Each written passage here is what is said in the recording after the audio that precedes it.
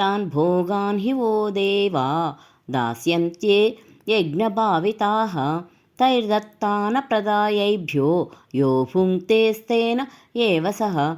యజ్ఞముల ద్వారా సంతృప్తిని పొందిన దేవతలు మీకు మానవులకు అయాచితముగానే ఇష్టములైన భోగములను ప్రసాదించెదరు.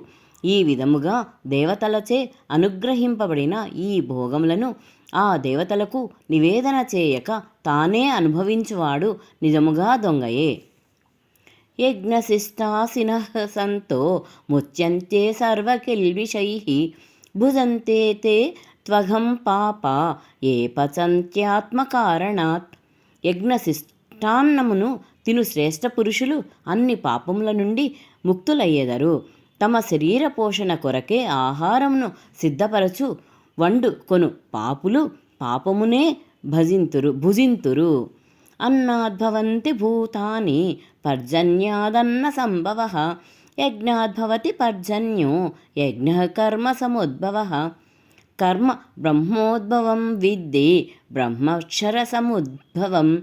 తస్మాత్ సర్వగతం బ్రహ్మ నిత్యం యజ్ఞే ప్రతిష్ఠితం. ప్రాణులన్నీయు అన్నము ఆహారము నుండి జన్మించును. అన్నోత్పత్తి వర్షముల వలన ఏర్పడును.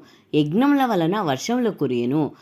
విహిత కర్మలు యజ్ఞములకు మూలములు. వేదములు విహిత కర్మలకు మూలములు. వేదములు నిత్యుడైన పరమాత్మ నుండి ఉద్భవించినవని తెలిసికొనుము. అందువలన సర్వవ్యాపియు అన్యయుడును అయిన పరమాత్మ సర్వదా యజ్ఞములయందే ప్రతిష్ఠితుడై ఉన్నాడు.